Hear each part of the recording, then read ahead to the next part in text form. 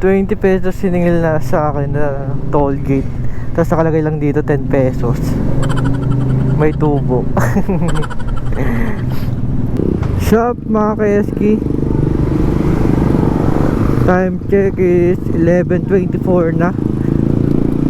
Eh may dalawang booking niya tayo. Papuntang Las Piñas.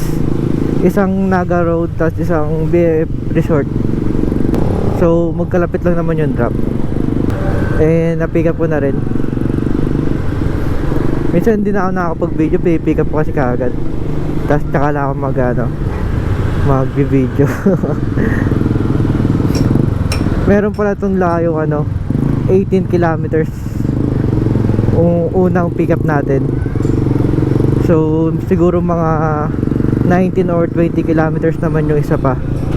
Kasi magkalapit lang naman yung nakuha ko. Pati di ako kumukuha ng magkalayo yung drop dahil nakakalugi yun. Depende na lang kung may isang kontrata para 3 booking, diba? Ganon.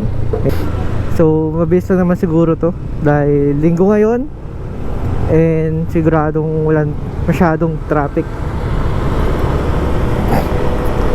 So tara, deliver natin itong dalawang Las Piñas natin. Let's go.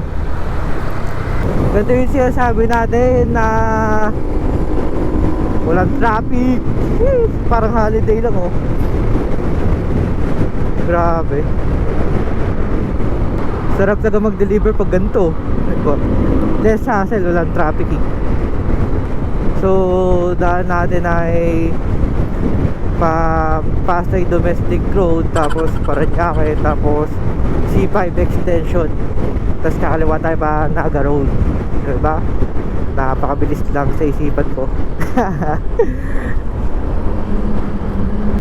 So malapit tayo, 530 meters na lang. And may toll pala dito. 20 pesos. Grabe. May toll gate. 20 pesos siningil na sa akin na toll gate. Tapos nakalagay lang dito 10 pesos. May tubo. Tumubo yung 10 pesos toll gate.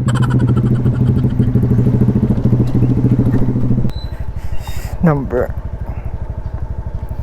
5 ka pala. Tawagan ko na lang. Wrong pin. Si ma'am, hinahanap ko pa yung mismo address. Wait lang, magtatanong ako. Dito tayo magtatanong ako.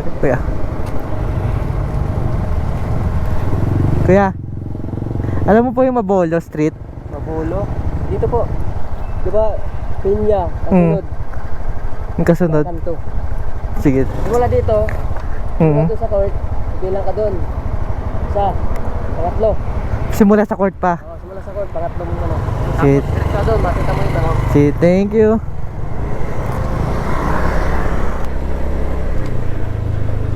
Ito Mabolo.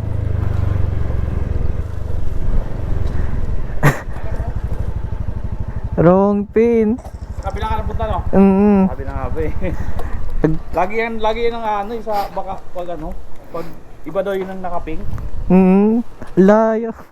Umikot pa ako. Tapos nagtanong-tanong ako.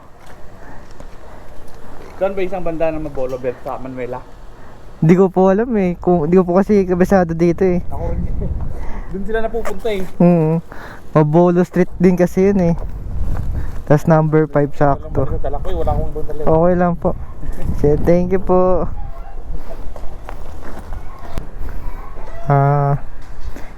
Alam na rin ni Kuya or ni Sir na naroromping talaga sila. Itong pag binubuksan nila. Kasi may isa pang Mabolo Street dito. Gabi kay Sir 6-206. Ang fare lang naman ito is 152. So nagtip si Sir. Ginawa niyan 206. Out vodka at rogue pin. And tingin ko na alam niya rin eh, naintindihan niya. Pero kasi Mabolo Street dito, meron pa dun sa kabilang village. So on the way na ako sa next drop, second drop off natin. Yun, papad sana ako eh. Sabihin ko sana wrong pin, pero nagkusa na. Pero bali kano lang yung ano, kasi may nadaanan tayong 20 pesos toll gate eh. 20 pesos toll gate. Bali ang tip ni sir ay 34 pesos minus yung 20 pesos din sa ano, pesting yamang toll gate na yan. Daig pa SLEX, pero nakalagay lang naman sa ticket 10 pesos. Siguro sa kanya, para sa kanya pampalamig niya, sobrang init ang panahon. Ayan natin, ganun talaga, wala tayong magagawa. May toll gate talaga sa alaman. So tara, deliver natin tong second booking natin. Ay, testing yawang toll gate yan. Meron lang 200 meters sa second drop off natin. Eh, nandito pala tayo sa loob ng BF Resort. So di natin pwede bilisan. May mga nakamonitor kasi dyan. Oh my god, maghahanap na naman ako. Wait. Ito bilyar. Bilyar, hindi billiard.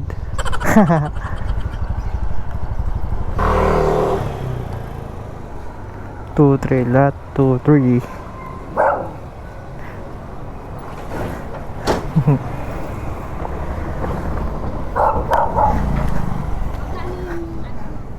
$143 po. 143. Apa. Okay, wait lang ha. Okay, thank you po.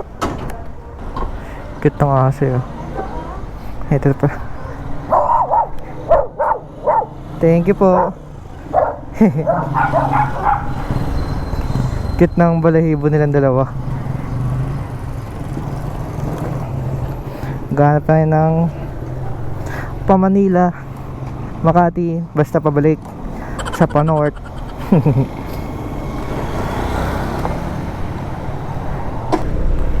Init.